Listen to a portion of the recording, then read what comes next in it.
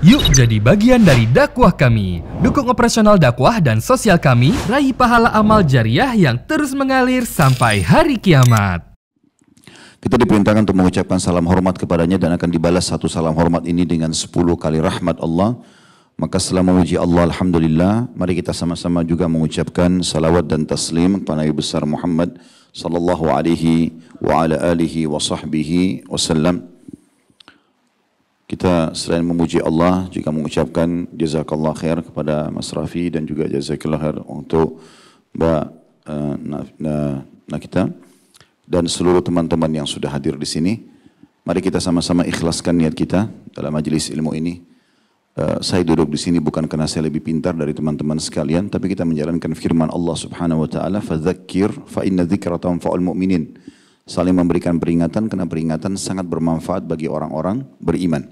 Juga menjalankan sabda Nabi Muhammad sallallahu alaihi wasallam, "Ad-dinun nasiha." Agama ini isinya semuanya nasihat. Dan kalau ada yang berbicara di depan saudaraku semuanya, maka dengar dan lihat apa yang disampaikan. Kalau itu kalau Allah, kalau Rasul, Allah berfirman, Rasulullah bersabda, penyampaian tentang agama yang mulia ini, maka terima. Dan inilah tujuan kita berkumpul insyaAllah untuk mempelajari ilmu Allah Subhanahu wa ta'ala. Dan pada malam ini kita akan berbicara masalah rumah tangga. Judul yang kami pilih adalah Rumahku, Surgaku. Kalau teman-teman mau membuka aplikasi Al-Quran, bisa dibuka surah Ar-Rum, surah nomor 30 ayat 21. Ini kurang lebih landasan bahasan kita pada malam ini. Mungkin banyak orang mengatakan masalah rumah tangga, atau rumah tangga untuk apa dibahas lagi? Kami sudah menjadi suami istri, yang lain sudah punya anak. Mungkin bahkan ada orang yang mengikuti acara ini mungkin sudah punya cucu. Tapi kita coba kembali kepada firman Allah yang akan kami bacakan ini. Allah sendiri telah menjadikan rumah tangga itu, ya, sesuai dengan syariat Allah Subhanahu wa ta'ala tentu pernikahannya, itu sebagai tanda-tanda kebesaran.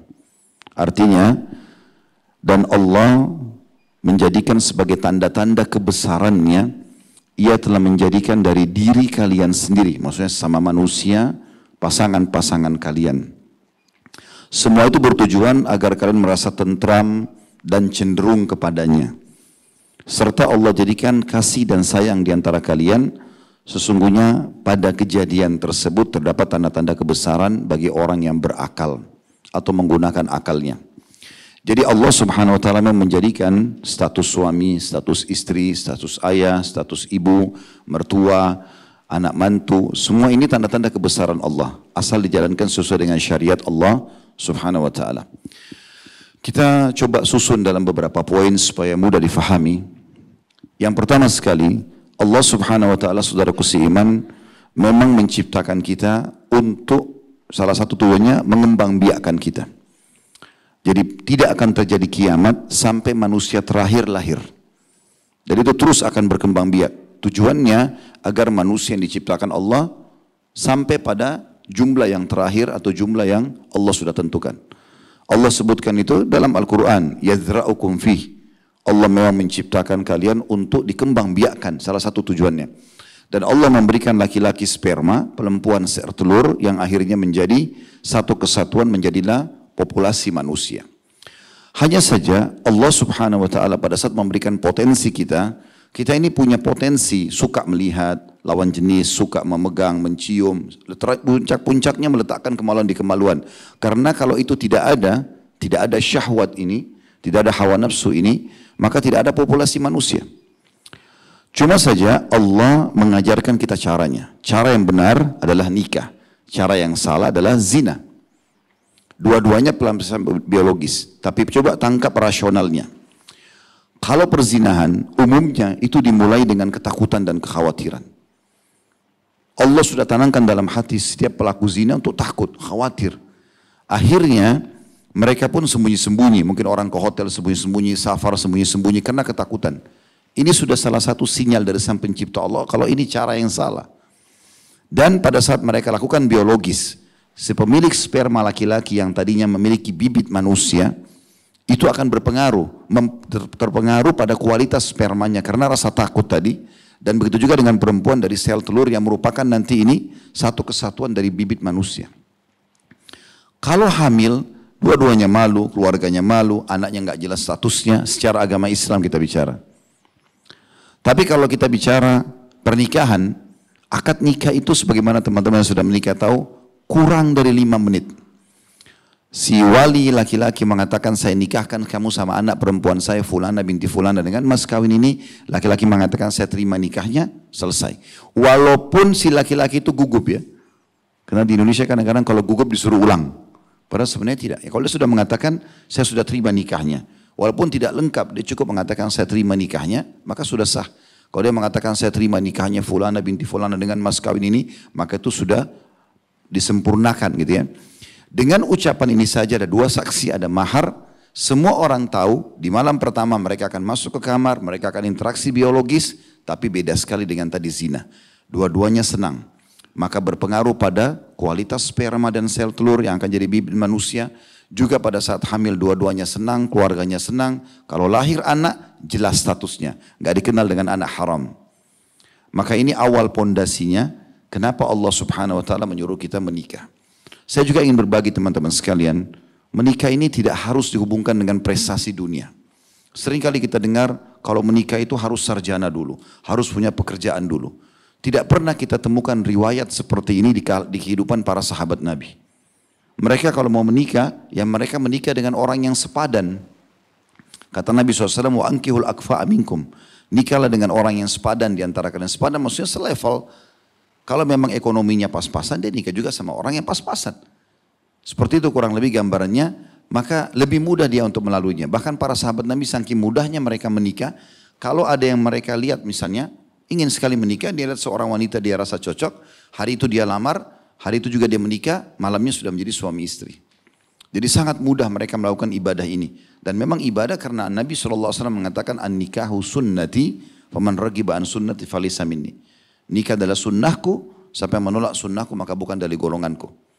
Dan setelah kita menikah, teman-teman sekalian, proses ta'aruf berjalan. Ini poin yang lain juga saya ingin titik beratkan, karena banyak orang faham, oh saya nikah sama ini saya sudah ta'aruf kok dulu.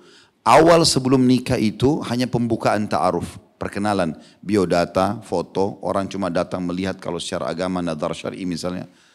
Itu awal. Tapi yang benar harus difahami mulai akad nikah sampai kita meninggal, proses ta'aruf berjalan. Jadi saya kasih contoh, jangan heran setelah 10 tahun berumah tangga misalnya, misal saya sama istri atau seseorang jalan sama istrinya ke Semarang dari Jakarta. Pas lewat satu rumah makan misalnya penjual bakso, lalu si istri mengatakan, ini restoran kesukaan saya pernah makan di sini. Suaminya bilang, kok baru cerita kemarin saya, padahal sudah 10 tahun menikah. Kata suaminya, kata istrinya, saya juga baru lihat, saya baru ingat gitu. Mungkin si suami memperkenalkan pada istrinya, ini sepupu saya. Sudah 10 tahun menikah. Istrinya nggak tahu. Istrinya mengatakan, kok baru dibilang? Oh saya juga baru ketemu, karena dia tinggal di Amerika misalnya. Jadi proses ta'aruf terus berjalan.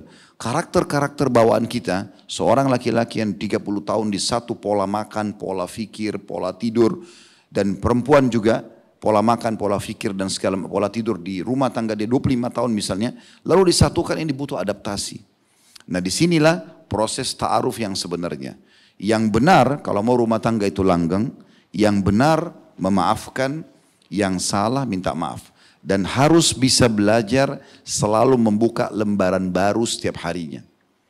Itu rumah tangga yang akan bahagia dan sukses. Jadi kalau rumah tangga sedikit ada clash, lalu kemudian langsung saja main ditutup, selesai, cerai dan segala macam, berarti dia tidak akan berhasil. Karena kalau dibuka lagi rumah tangga baru akan sama kasusnya. Proses ta'aruf berjalan lagi. Maka yang benar adalah bagaimana mereka terus sama-sama saling rangkur-melangkur. Seperti ayat ini dikatakan akan ada kecenderungan, ketentraman karena saling mendukung satu sama yang lain. Maka itu akan positif. Poin selanjutnya. Nikah itu ibadah, saudaraku seiman. Saya bisa katakan supaya Anda bisa pahami ini. Rumah tangga itu adalah bahtera pahala yang paling besar. Begini memahaminya. Kalau kita lagi puasa Ramadan, ya, mulai sahur sampai buka puasa, apapun yang kita lakukan aktivitas dari sahur sampai buka puasa, kita berada di bahtera puasa namanya. Misalnya kita lagi duduk, lagi ngobrol, lagi tidur, lagi aktivitas umumnya, tapi kita lagi Ramadan nih. Dari sahur sampai buka puasa tetap kita berada di bahtera puasa. Maka ada pahalanya.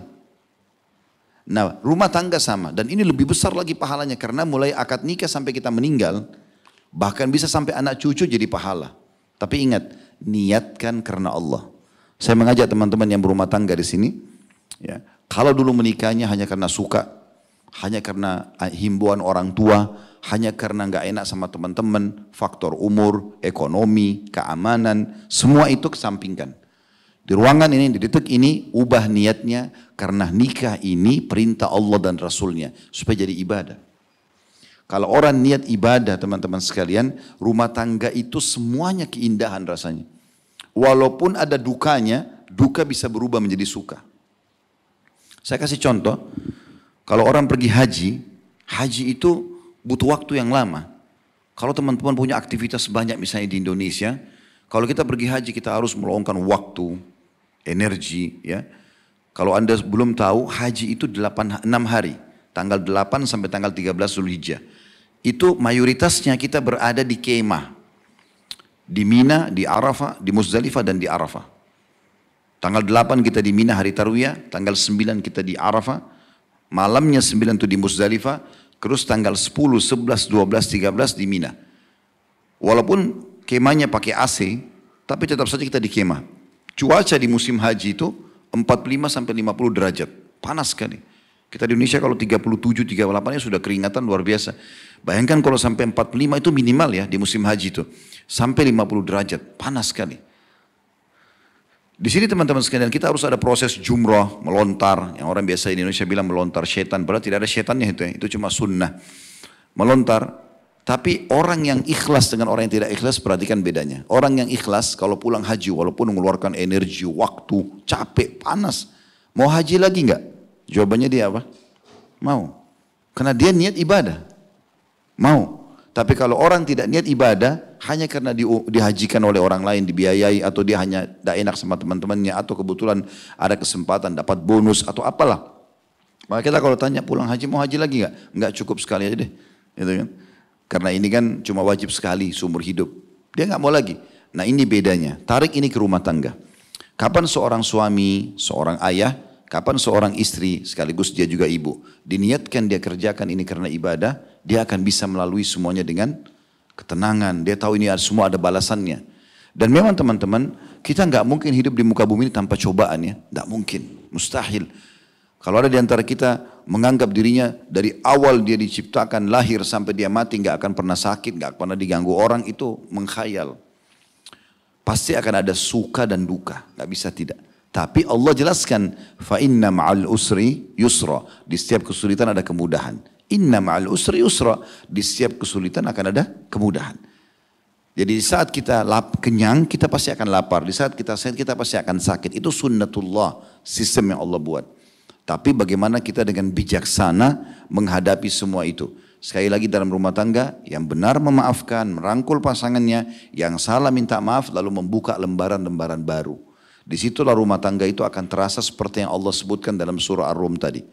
Ada mawaddah warahmah, kasih sayang dan juga kecenderungan cinta akan muncul di situ. Baik, lebih dalam kita bahas teman-teman sekalian, Islam menjadikan rumah tangga itu karena dia ibadah, maka ada tugas masing-masing suami dan istri.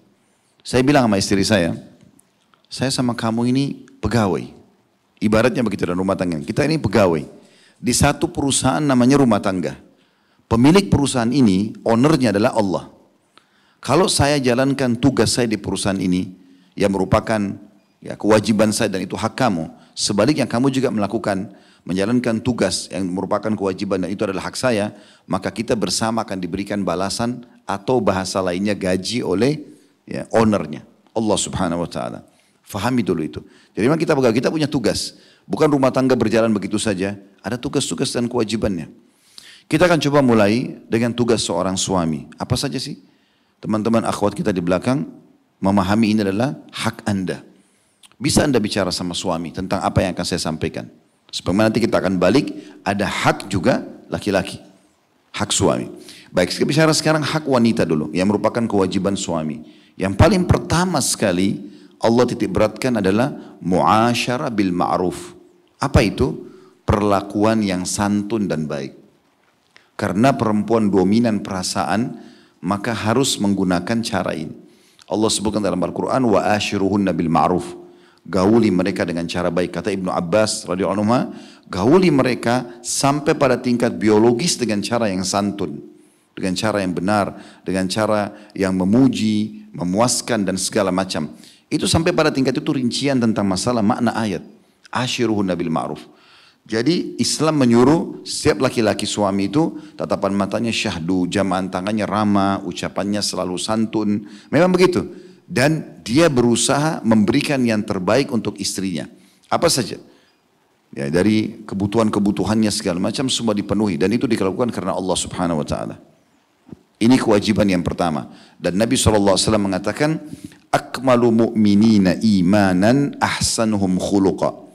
Orang mukmin yang paling sempurna imannya adalah yang paling baik akhlaknya. Wa khiyarukum khiyarukum li ahlihi. Dan tolok ukur akhlak yang sempurna tadi, yang membawa keimanan sempurna adalah orang yang paling baik pada istrinya. Nabi kasih patokan itu. Wa ana khiyarukum li ahlihi.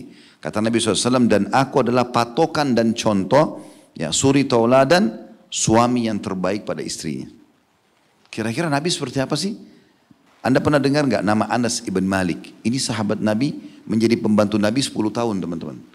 Dari umur 19 tahun, dari umur 9 tahun sampai 19 tahun. Apa dia bilang? Dia nukil kisah, ini pembantu Nabi ya. Dia bilang, saya menjadi pembantu Nabi selama 10 tahun. Dalam hadis Bukhari Muslim, saya menjadi pembantu 10 tahun di rumah Nabi SAW. Belum pernah sekalipun saya temukan Nabi berkata kasar, apalagi sampai memukul istri dan juga pembantunya. 10 tahun, itu bukan main-main waktunya. Dan orang kalau mau tahu tolok ukur suami ini baik atau tidak, tanya istrinya. Orang kalau mau tahu istri itu baik, tanya suaminya. Karena ini tetangga bantalnya.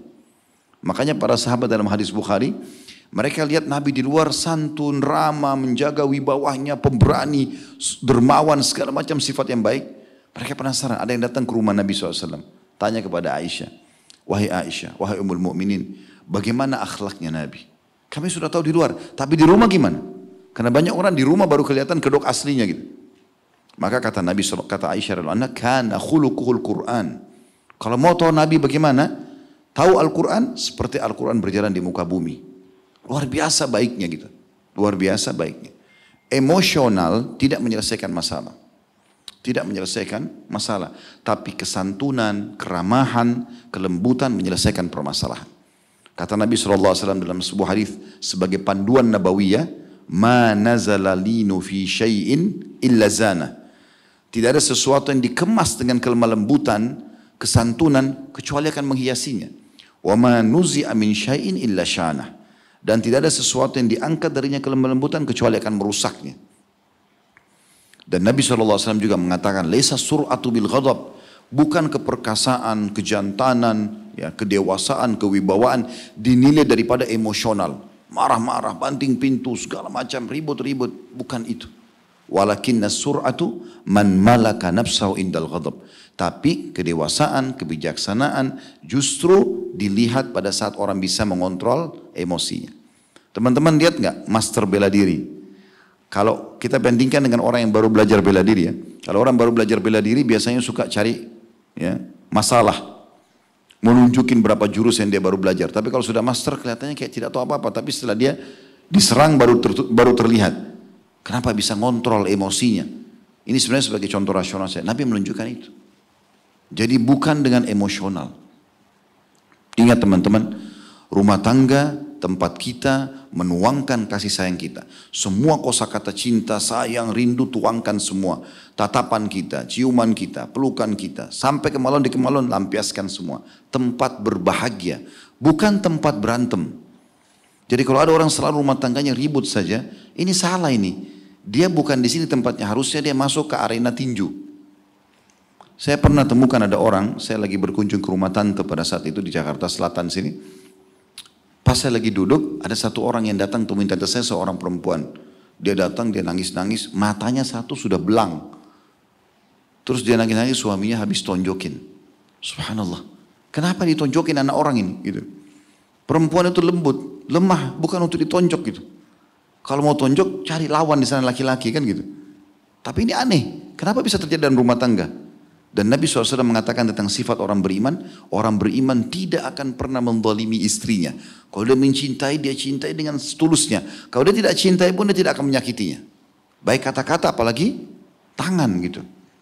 Maka ini perlu digarisbawahi. Ini kewajiban pertama suami yang merupakan haknya istri. Gitu kan?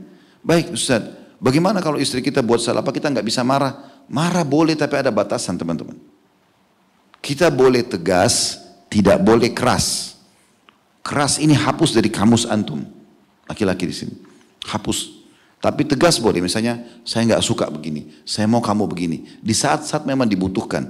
Karena Nabi SAW pernah tegas kepada ummahatil mu'minin. Pada saat mereka minta dinaikkan nafkah, maka Nabi SAW tegas pada mereka. Tapi tidak keras.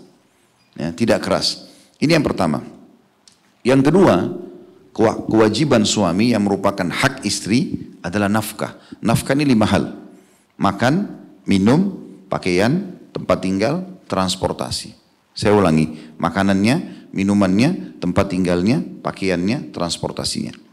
Semampu suami, kasih yang terbaik buat istri. Istri kita mampu nggak masalah, kasih aja dari kita, nggak ada masalah. Kecuali satu keadaan memang dia mengatakan sudah nggak usah kasih nafkah saya cuma ingin status istri, itu berbeda. Tapi kalau tidak, maka kewajiban kita memberikan kepada mereka. Memang wanita Allah ciptakan suka dengan pakaian, suka dengan perhiasan, suka dandan dan segala macam, itu sudah alamnya. Jadi sudah biasa kalau di rumah itu, kalau lemari kita 5 meter misalnya, 4,5 meter istri pakai, 1,5 meter kita pakai suami. Sampai kadang-kadang sudah mau rubuh raknya, masih ditambah baju baru. Kenapa? Promo, gitu kan. Tapi memang sudah begitu alamnya. Memang dia suka dengan pakaian. Coba royal dengan istri, dan Allah SWT juga akan royal. Apa yang dikatakan oleh Nabi SAW dalam hadis Bukhari dan Muslim, dinar yang engkau keluarkan untuk jihad, berperang di jalan Allah, dinar yang engkau keluarkan untuk fakir miskin, dinar yang engkau berikan untuk pembebasan budak, dan dinar yang engkau berikan untuk istri dan anakmu jauh lebih besar pahalanya. Jadi pahalanya sangat besar. Tentu nanti kita akan diberatkan juga, bukan berarti dari hadis ini ibu-ibu akhwat kita sebentar pulang, tuh tadi Ustadz ceramah katanya yang paling baik kau berikan ke saya. Jadi tidak usah kasih ibumu, nggak usah kasih ayahmu, nggak usah sedekah di luar, bukan itu. Tetapi ada hak dasar tadi 5 ini, nafkah ini. Lebih daripada ini tidak ada kewajiban suami. Kita sebagai laki-laki teman-teman, pada saat kita mengatakan, waktu mertua kita mengatakan, saya nikahkan kamu dengan anak perempuan saya. Apa maknanya itu? Dia bilang gini, ini anak perempuan saya ini tinggal di rumah saya, makan dari hasil saya, di bawah perlindungan saya, ya, semuanya saya siapkan pakaiannya, saya akan serahkan ke kamu. Laki-laki bilang apa? Saya terima nikahnya, baik sekarang pindah ke saya. Berarti dia tanggung jawab sekarang. Makanya perempuan pindah dari rumah ayahnya, harusnya minimal sama fasilitasnya atau lebih baik. Itu yang dianjurkan dalam agama. Insya Allah, kalau kita jalankan memenuhi kebutuhan ini, setiap dia buka kulkas ada makanan, mau makan apa saja, ada pakaian, ada transportasi, ada rumah cukup layak buat dia, dia akan tenang, gitu kan?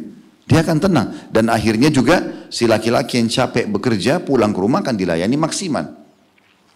Ini masalah nafkah. Tapi tentu semampu laki-laki. Ada cara yang bijak. Coba duduk sama istri.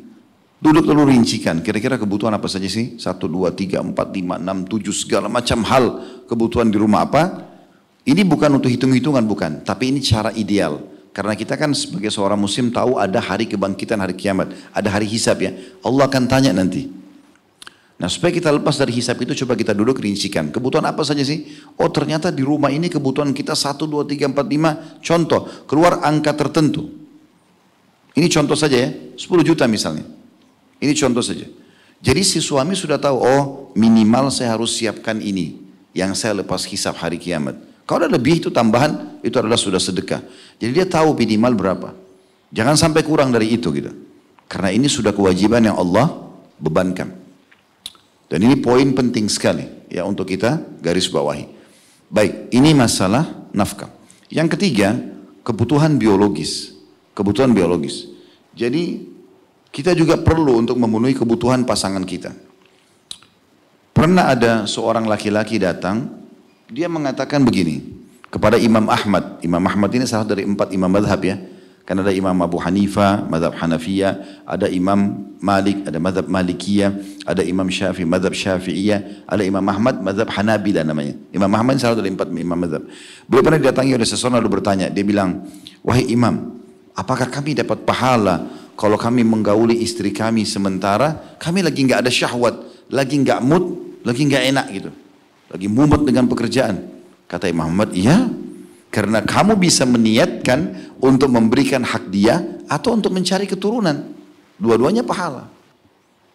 Dan ini poin penting untuk digarisbawahi. Berarti masalahnya adalah ada hak di situ. Kalau sampai ada hal yang mengganggu di sini, berarti ada campur tangan syaitan. Harus hati-hati. Ya, mungkin bisa berdoa kepada Allah SWT, mungkin ada ruqyah syariah dan seterusnya. Itu ada cara-cara sendiri. Baik, intinya adalah masalah biologis. Dan teman-teman sekalian, kalau orang berzina dosanya besar, maka kalau orang interaksi biologis suami istri pahalanya besar. Kata Nabi SAW kepada beberapa sahabat, ada sahabat-sahabat miskin datang kepada Nabi mengatakan, ya Rasulullah, sahabat-sahabat kami yang kaya mendahului pahala kami. Sahabat-sahabat kami yang kaya mendahului pahala kami. Karena kalau kami sholat mereka sholat, kalau kami puasa mereka puasa, kalau kami zikir mereka zikir, sama. Tapi mereka punya kelebihan, sahabat-sahabat kami yang kaya ini punya duit banyak. Mereka sedekah, kami nggak punya uang untuk sedekah. Ajarkan kami amalan yang kalau kami kerjakan bisa mengimbangi sedekah mereka. Kita nggak ada duit nih, orang-orang miskin bilang. Kata Nabi SAW, amalkan, baca subhanallah 33, alhamdulillah 33, Allahu Akbar 33. Maka itu bisa mengimbangi sedekah mereka. Rupanya sahabat-sahabat yang miskin amalin. Berapa waktu kemudian mereka datang lagi, ya Rasulullah, sahabat-sahabat kami yang kaya mendengar apa yang Anda sampaikan. Mereka amalkan juga nih. Lalu kata Nabi SAW, Allah telah menjadikan banyak peluang sedekah buat kalian. Sampai kata Nabi, di kemaluan kalian ada sedekah. Ada pahala besar. Kata para sahabat, ya Rasulullah, apakah seseorang di antara kami menggauli istrinya dapat kenikmatan, dia juga dapat pahala? Kata Nabi SAW, kalau kalian letakkan pada yang haram, zina dapat dosa enggak? Dapat dosa. Begitu juga kalau dia letakkan pada yang halal. Oleh karena itu, syaitan suka sekali mengganggu dalam masalah ini. Kadang-kadang hanya karena masalah kecil, udah 2-3 hari nggak ngomong, nggak bicara, 1 minggu nggak interaksi biologis, nggak baik-baikan, padahal semua pahala. Ini poin. Hak yang ketiga. Hak yang keempat adalah pendidikan dan keamanan. Pendidikan di sini lebih kepada pendidikan agama, teman-teman sekalian. Pendidikan agama. Karena begini, dalam alam pendidikan ada 2. Ada yang wajib, ada yang sunnah. Kalau yang wajib ini pendidikan agama. Teman-teman nggak bisa bilang, saya nanti deh seminggu sekali pengajian, sebulan sekali. Nggak bisa, karena Anda wajib belajar agama. Yang Allah tanya hari kiamat, sholat kita, puasa kita, ya agama ditanya. Yang sunnah adalah yang selain itu, kedokteran, matematika, fisika, ini semua sunnah. Yang wajib itu agama, jadi nggak bisa kita pilih. Kita lebih butuh dengan ilmu agama ini teman-teman daripada makanan pada saat kita lapar, minuman pada saat kita haus, tempat tidur pada saat kita ngantuk. Kenapa? Karena ilmu agama akan pandu kita. Mana makanan yang boleh, mana yang tidak boleh. Mana minuman boleh, mana yang tidak boleh. Mana tempat tidur yang boleh pakai, mana yang tidak boleh. Jadi ilmu agama itu kayak bodyguard. Dia akan mengingatkan kita selalu. Mana boleh, mana tidak boleh. Dan perlu digarisbawahi, untuk menjadi orang yang agamis itu bagus. Jangan pernah berpikir, oh kalau saya ke arahnya ke agama nanti saya tidak bisa bergerak nih. Banyak haramnya. Keliru teman-teman. Agama ini lebih banyak yang halal daripada yang haram. Lebih banyak yang halal. Kita lihat contohnya. Babi misalnya. Allah haramkan babi. Allah perlihatkan babi.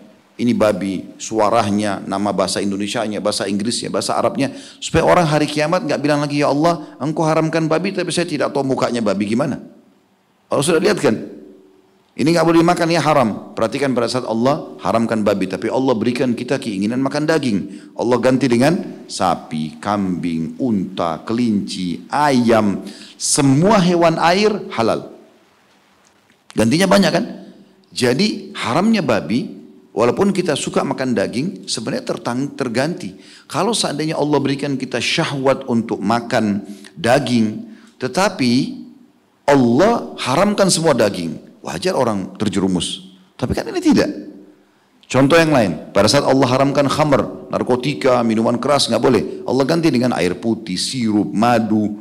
Ada di Indonesia jamu, herbal, banyak gantinya gitu. Allah haramkan zina, Allah halalkan nikah. Jadi ada solusi, bukan tidak ada. Dan kalau kita agamis teman-teman, kita jadi orang baik. Kenapa? Karena agama perintahkan apa? Jujur, amanah, tanggung jawab, bakti sama orang tua, jenguk orang sakit, berbagi, membantu orang susah. Semua punya keutamaan. Jadi kalau anda jadi orang agamis, jadi orang baik gitu. Nah, agama melarang yang buruk-buruk. Bohong, menipu, menggunjing, fitnah, memukul, mencuri. Semua dilarang. Berarti kalau anda jadi orang agamis, anda jadi orang baik. Dan tidak ada hubungannya sama sekali orang agamis lalu kemudian nanti tertutup rezekinya. Enggak teman-teman sekalian. Itu pemahaman yang salah. Justru janji-janji Allah dalam Al-Quran, seperti dalam surah At-Talaq, wa man yattaqillaha yaj'al lahu makhraja. Sampai yang bertakwa kepada Allah, Allah akan berikan banyak jalan keluar dalam hidupnya. Wa yarzuqhu min haitsu la yahtasib. Dan Allah berikan dia rezeki dari tempat tidak disangka-sangka. Nah, jadi pendidikan agama, suami punya kewajiban memberikan pemahaman kepada istri. Banyak suami hidup dalam rumah tangga, mereka tidak paham poin ini, bahwasanya sebenarnya dia harus bisa membahasakan ke istrinya apa yang dia inginkan, apa yang agama perintahkan, supaya istrinya mengamalkan gitu. Nah ini contoh. Begitu juga dengan perlindungan. Perlindungan ini kita harus memberikan perlindungan yang terbaik. Ya. Misalnya rumah kita jaga sedemikian rupa keamanannya, ya segala macam. Mungkin dalam komplek perumahan seperti ini, atau ada security, atau pintunya aman, rumahnya aman, gitu-gitu. Dan tidak boleh suami membiarkan ya. Misalnya ada atap bocor, istri udah mengatakan, ini ada yang bocor nih, ya nanti. Dia nggak mau kerjain. Terus kemudian bocor, masuk hujan, kena. Ya, satu saklar listrik di sana, istrinya nggak sengaja lagi ngepel atau nyapu, sentuh kesetrum mati, suaminya dapat dosa membunuh tuh. Karena itu kewajiban dia, nggak boleh dia bengkalikan, harus didahulukan keamanannya. Dan Nabi SAW mengatakan, siapa yang meninggal membela keluarganya, membela hartanya, membela nama baiknya, ya maka dia mati syahid. Kita lagi jalan sama istri sama anak, ada perampok datang. Lalu kita turun melawan sampai kita terbunuh, mati syahid. Mati syahid itu masuk surga tanpa hisab. Jadi ada perintah Allah Subhanahu wa taala di poin itu. Kurang lebih ini 4 atau 5 kewajiban suami yang kita simpulkan tentunya ya. Yang mudah-mudahan ini bisa difahami dan bisa diamalkan. Kita pindah sekarang kepada kewajiban istri yang merupakan haknya suami. Jadi di sini teman-teman laki-laki bisa minta sama istrinya nih. Itu agama perintahkan ini loh misalnya. Yang pertama sekali adalah ketaatan pada hal yang ma'ruf. Apa itu ma'ruf? Yang dibolehkan. Jadi kalau suami bilang, temani saya duduk, temani saya jalan, temani saya pergi, temani saya tidur. Ini wajib dia. Selama bukan yang haram. Semua pekerjaan lain ditinggalkan. Sampai pada tingkat wajibnya ini, sampai pada tingkat kalau misalnya suami, saya Mas Rafi sini mengatakan kepada istri, ayo temani saya. Tapi ayahnya istri atau mertua beliau mengatakan, temani saya. Maka yang didahulukan siapa? Suami. Memang begitu dalam Islam. Sebelum menikah, ayah nomor 1 sama ibu. Tapi setelah menikah, suami nomor 1. Walaupun tetap bakti sama orang tua. Ini saking tingginya derajat itu gitu. Makanya ketaatannya penting. Tapi pada hal yang berbau agama. Kalau yang tidak berbau agama nggak boleh. Nggak boleh gitu kan. Kalau yang berbau agama kita wajib patuh. Kalau yang diperintahkan untuk kita mau sholat, kamu jangan sholat, jangan diikutin, nggak boleh. Karena dia melanggar agama gitu. Dan istri manapun yang patuh pada suaminya, dengarkan hadisnya. Dalam hadis yang sahih riwayat Imam Muslim, kata Nabi SAW, istri manapun yang sholat 5 waktu. Tolong teman-teman akhwat kita perhatikan, sholat 5 waktu ini disebut kalau Nabi tidak ada sholat sunnahnya loh. Gak disebutin sholat qabliyah, ba'diyah, duha, sholat malam, gak disebutin. Siap istri manapun yang sholat 5 waktu, cuma subuh, duhur, asar, maghrib, isya. Puasa Ramadan, gak disebutin puasa sunnah, Senin, Kamis, itu sudah tambahan kalau perempuan lakukan. Jaga puasa Ramadannya saja. Yang ketiga, mentaati suaminya.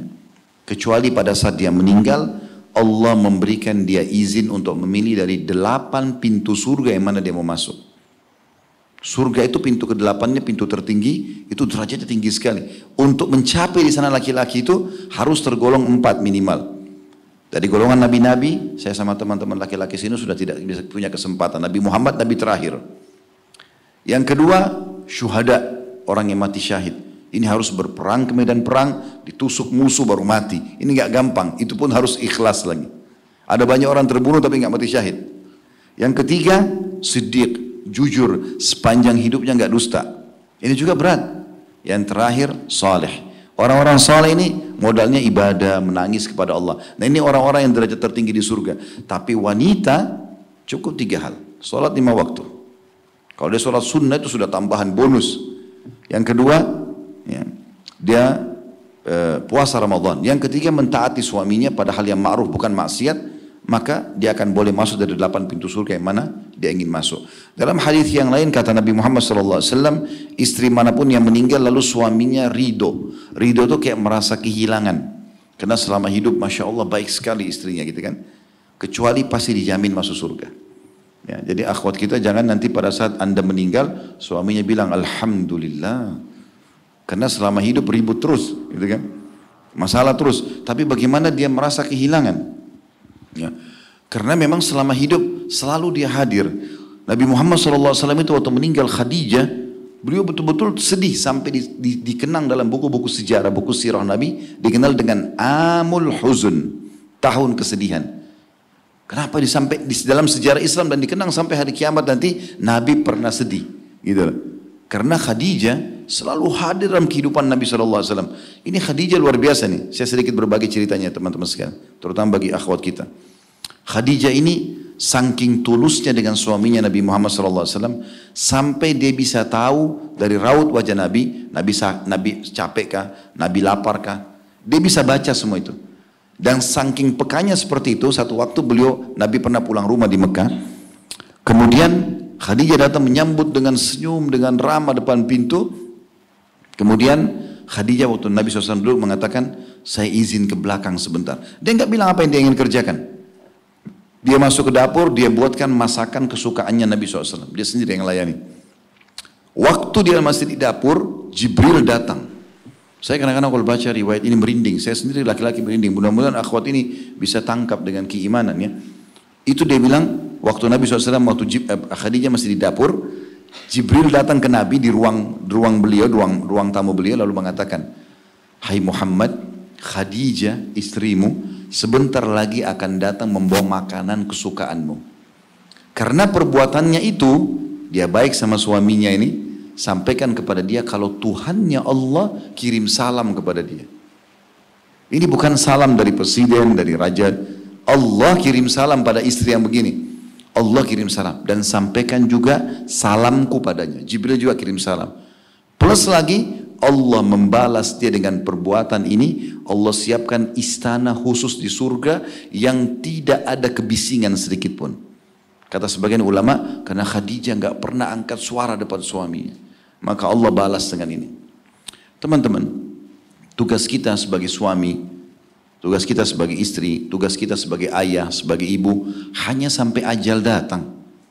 Maksimalkan waktu yang sebentar ini untuk mengejar surga dari orang-orang terdekat kita. Jangan justru buat masalah yang nanti kita malah bermusuhan dengan mereka pada hari kiamat. Hati-hati sekali. Ya. Sampai ada sebuah riwayat berbunyi teman-teman, akan datang nanti pada hari kiamat seorang suami yang bilang sama istrinya, saya kan dulu di dunia sudah menjadi suami yang baik. Dia sebutlah saya lakukan ini, saya lakukan itu. Istrinya akui semua, iya. Lalu apa kata istri sampai ke suaminya? Sekarang ini saya butuh dengan setengah pahala. Di hari kiamat nih, saya butuh dengan setengah pahala. Bisa nggak kau berbagi dengan saya? Kata istrinya apa? Saya mau kasih, tapi saya takut kalau saya kasih saya pun nanti nggak selamat. Itu di hari kiamat begitu keadaannya. Sebaliknya akan datang seorang istri berkata pada suaminya, saya kan sudah sangat baik selama ini, semua disebutin, kata suaminya, ya saya akui. Baik, saya butuh setengah pahala, bantu saya. Kata suaminya, ya saya juga takut kalau saya kasih saya nggak selamat gitu, karena masih mau ditimbang amal gitu. Jadi kita teman-teman sekalian harusnya menjalankan yang terbaik selama kita hidup. Dan kalau mau rumah tangganya nyaman, ini saran kami, tidak usah mengambil tugasnya malaikat. Bisa dipahamkan? Ada malaikat pencatat amal baik, amal buruk. Yang banyak merusak pintu rumah, merusak rumah tangga ini karena mengambil tugas malaikat. Ini suami saya di luar buat apa nih? Istri saya di rumah buat apa? Sibuk mengecek CCTV, sibuk mengecek handphone, sibuk mengecek ini. Untuk apa?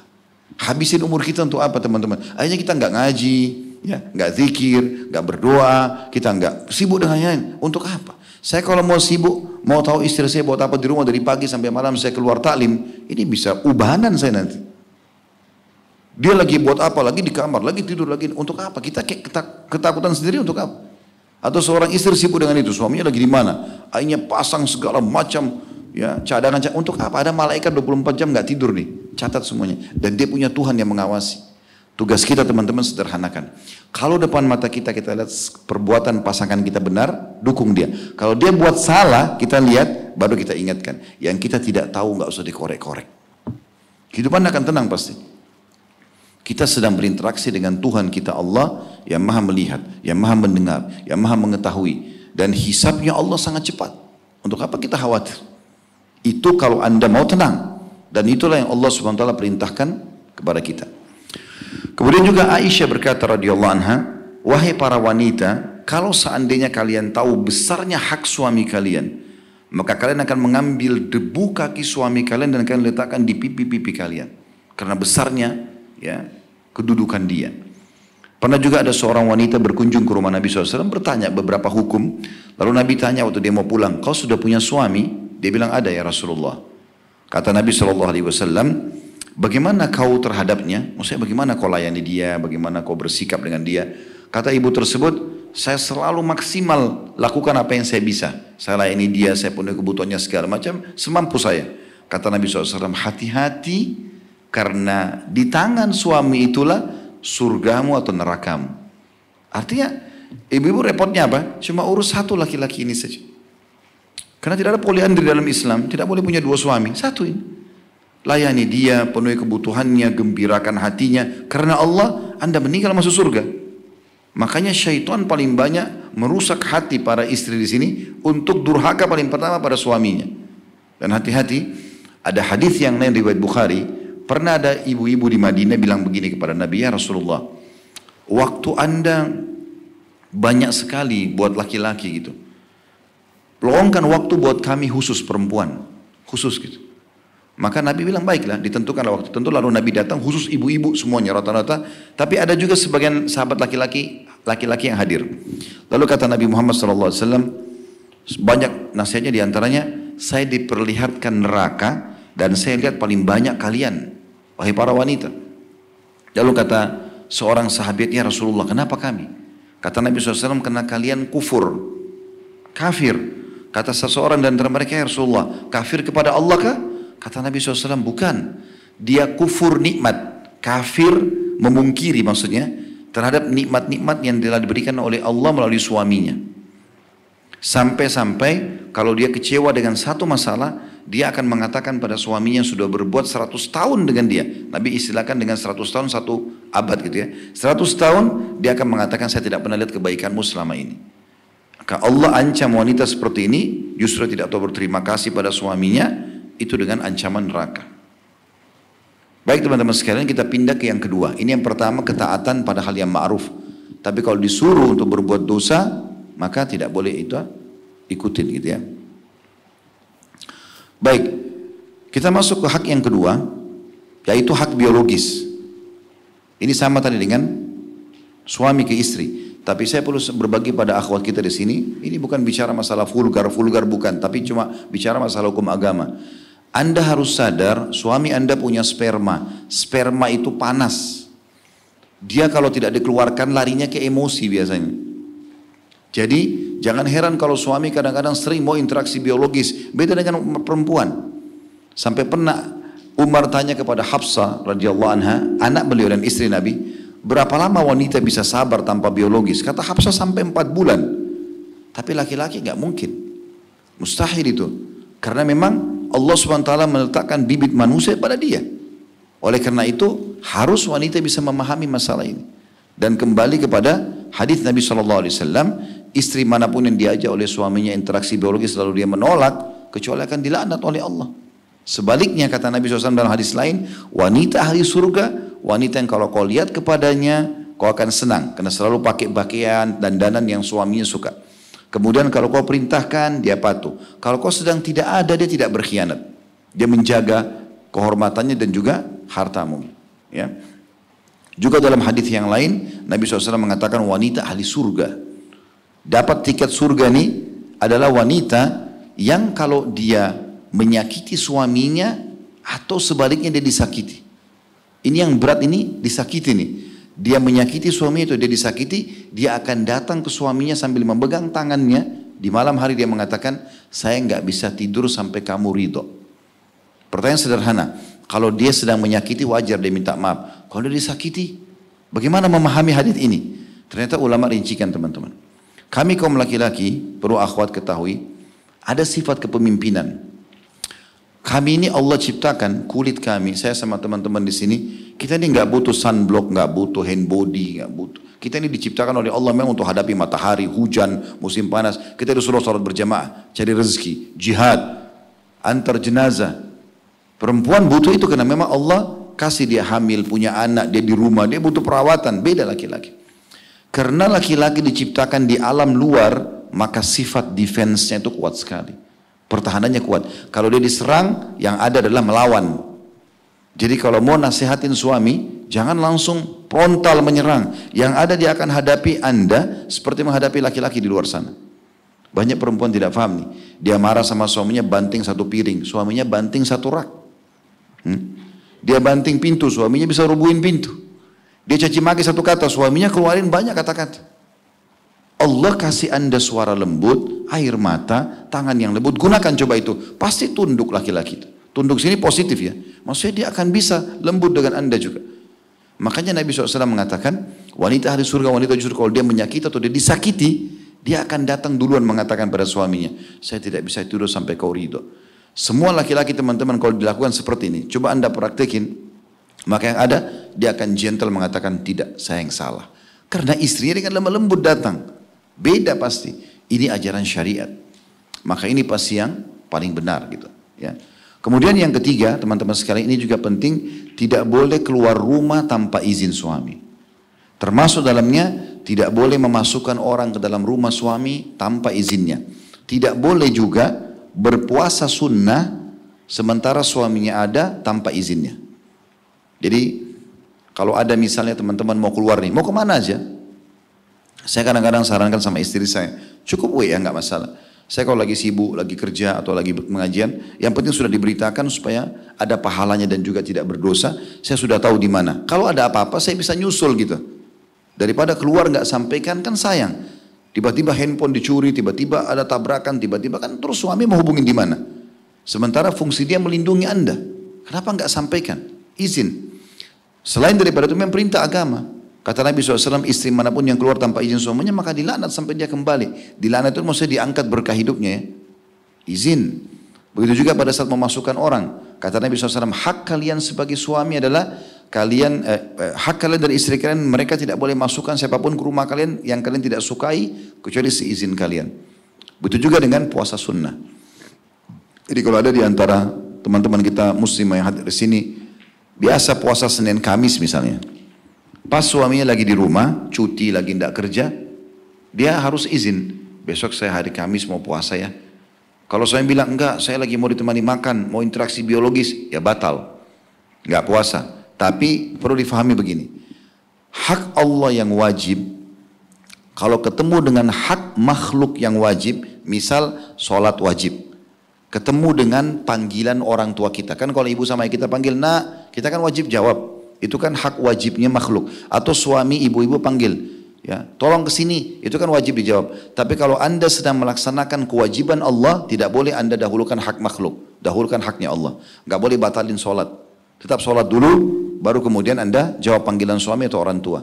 Tapi kalau ketemu hak sunnahnya Allah, kita lagi sholat sunnah, ya, terus dipanggil sama ibu atau ayah atau dipanggil sama suami, batalin sholat sunnahnya. Karena menjawab dia wajib, ini hukumnya sunnah.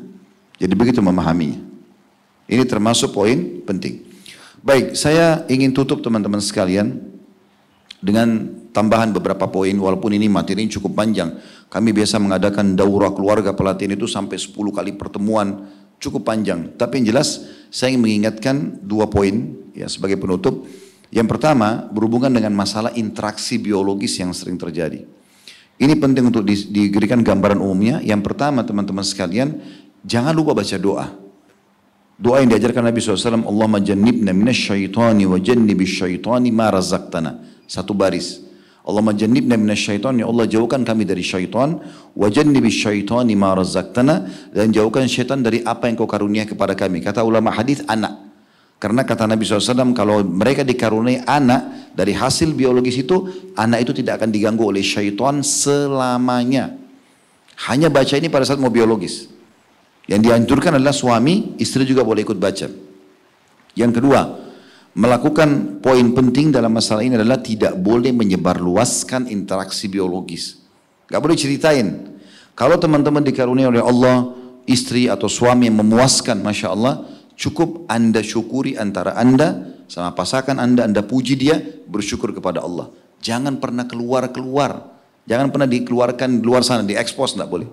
Kata Nabi SAW, manusia yang paling buruk kedudukannya di sisi Allah hari kiamat adalah seorang laki-laki yang sudah menggauli istrinya, istri juga yang sudah bergaul dengan suaminya, kemudian dia menceritakan hubungan biologis itu. Dalam riwayat lain, kata Nabi SAW selepas sholat subuh di masjid beliau bilang, mungkin seseorang di antara kalian menceritakan apa yang dia lakukan dengan pasangannya. Maka Asma binti Yazid radhiyallahu anha, ada seorang sahabiat Nabi perempuan bilang di saf wanita, ya Rasulullah, benar tuh dilakukan ini oleh orang-orang di Madinah. Mereka saling berbangga-bangga gitu. Oh suami saya itu begini diceritakan seperti teman-temannya bisa lihat. Yang si laki-laki menceritakan istrinya seperti teman-temannya bisa lihat istrinya gitu. Maka kata Nabi SAW, jangan kalian lakukan itu. Karena perumpamaan itu seperti setan laki-laki ketemu dengan setan perempuan di jalanan, lalu kemudian mereka melakukan biologis sementara semua orang mengetahuinya. Dan ada efek kejiwaannya. Kalau misal seorang laki-laki mendapatkan istri yang Allah berikan, Masya Allah memuaskan dia, dandanannya seperti yang dia mau, wanginya segala macam, dia sudah puas. Istrinya. Tapi dia tidak sengaja dia cerita sama 5 orang temannya laki-laki. Istriku tuh begini dan begitu, diceritakan sampai teman-temannya seperti melihat. Kira-kira Bapak Ibu sekalian, kalau seandainya di antara 5 temannya itu istri mereka tidak begitu, apa yang terjadi? Pasti akan ada efek mereka bisa mengganggu istrinya orang ini. Dan itu terbuka pintu syaitan. Kadang-kadang ada rahasia-rahasianya. Sampai titik tai lalatnya pun diceritakan, akhirnya ditahu. Dan itu membuka pintu syaitan untuk mengganggu istri dia. Sebaliknya, seorang wanita Allah kasih suami memuaskan. Lalu kemudian dia cerita sama teman-temannya perempuan, suamiku tuh begini dan begitu. Lengkap diceritain semuanya. Maka salah satu dari 5 orang wanita itu mungkin suaminya tidak begitu. Apa yang terjadi? Dia akan ganggu suaminya orang ini. Itu efeknya. Selain memang Nabi SAW mengatakan akan ada dosa yang berat pada hari kiamat. Baik, kita tutup teman-teman sekalian dengan peringatan Nabi SAW tentang bagaimana kita seharusnya menjaga rumah tangga kita. Kata Nabi SAW, iblis memiliki singgasana di lautan. Iblis memiliki singgasana di lautan. Setiap hari anak cucunya melapor. Saya baru membuat orang ini mabuk, saya baru membuat orang ini membunuh. Jadi dia menceritakan ya, kejadian-kejadian yang terjadi. Iblis selalu menganggap biasa. Iblis ini pemimpinnya syaitan. Dianggap biasa semua. Sampai ada anak cucunya yang mengatakan saya baru menceraikan suami istri. Apa yang terjadi? Sama iblis diambil tuh, didudukan di singgasana dia, baru dikatakan kamu nih jagoannya. Jadi iblis tidak melihat lagi zina, membunuh, riba, mencuri itu sebagai dosa yang sulit untuk dilakukan. Tapi itu sudah biasa, lumrah. Tapi kapan ribut suami istri, maka itu target utama. Oleh karena itu teman-teman sekalian, setiap kali dirasa ada pemicu untuk membuat kita ribut dalam rumah tangga dari syaitan. Ya, saya ulangi lagi, setiap kali ada bisikan-bisikan dalam jiwa kita untuk kita ribut dengan pasangan dari syaitan. Setiap kali ada bisikan-bisikan yang membuat kita selalu mau ramah baik dari malaikat. Sudah tahu kan rukun iman kita yang kedua, iman kepada malaikat ya? Bagaimana caranya kita bisa rasa keberadaan malaikat padahal tidak nampak? Ini saya tambahkan informasinya. Tidak semua teman-teman yang tidak nampak dengan mata itu berarti tidak ada ya. Seperti kita rasa lapar, haus, capek, cinta, benci, marah. Ini kan kita bisa rasakan tapi tidak nampak ya. Berarti banyak hal yang tidak nampak tapi ada gitu. Itu namanya masalah gaib-gaib ya. Makanya kita iman kepada Allah, iman kepada malaikat. Ini tidak nampak memang, tapi ada. Allah bilang dalam awal surah Al-Baqarah, alladzina yu'minuna bil ghaib. Orang-orang yang beriman pada hal yang gaib gitu. Baik, bagaimana kita bisa merasakan keberadaan malaikat dan keberadaan syaitan? Ini dari bisikan-bisikan. Kata Nabi Muhammad SAW, kalau seseorang akan tidur di malam hari, maka pendampingnya dari malaikat akan mengatakan, tutuplah hidupmu dengan kebaikan. Maka malaikat itu mengingatkan dia amal-amal baiknya. Bakti sama orang tuanya, bantu orang, jenguk orang sakit, majelis ilmu misalnya seperti ini. Diingatkan supaya besok dia ulangi lagi. Nanti pendampingnya dari syaitan akan mengatakan, ingatlah, tutuplah hidupmu dengan keburukan. Diingatkanlah perbuatan-perbuatan dosanya supaya dia mau mengulangi besok. Jadi dua ini bersaing ini. Makanya saya bilang setiap bisikan yang baik dari malaikat, bisikan yang buruk dari syaitan. Ada hadis lain kata Nabi SAW, kalau orang terbangun tengah malam, ini yang paling sering bisa kita rasakan ya. Sebentar teman-teman kalau mau tidur, coba niat dalam hati tulus, mau bangun sholat malam. Dan bisa kita niatkan misalnya jam 3. Berapa kali kami lakukan bangun benar jam 3 gitu. Kita niatkan saja. Nah pada saat bangun, kata Nabi SAW, kalau seseorang terbangun di tengah malam, pendampingnya dari malaikat akan mengatakan, bangunlah, sholatlah. Pernah gak rasain kita bangun tengah malam, kayak ada bisikan sholat tahajud. Itu dari malaikat. Nah nanti pendampingnya dari syaitan akan mengatakan, tidurlah, malam masih panjang. Yang mana biasa diikutin nih? Hah? Senyap benar ini. Masih hidup gak ini? Jadi kita bisa merasakan mana malaikat, mana syaitan. Jadi sama, kalau kita dengarin azan, ada sentuhan sholat, itu dari malaikat. Enggak usah sholat dulu, panjang, waktunya masih panjang, syaitan. Ada orang miskin, bantu, malaikat. Tak usah bantu, itu pura-pura, syaitan. Ikuti malaikat, tinggalkan syaitan. Anda akan bahagia insyaAllah. Ya, ini kurang lebih yang kita bisa sampaikan insyaAllah. Mudah-mudahan bisa diambil pelajaran dari sini.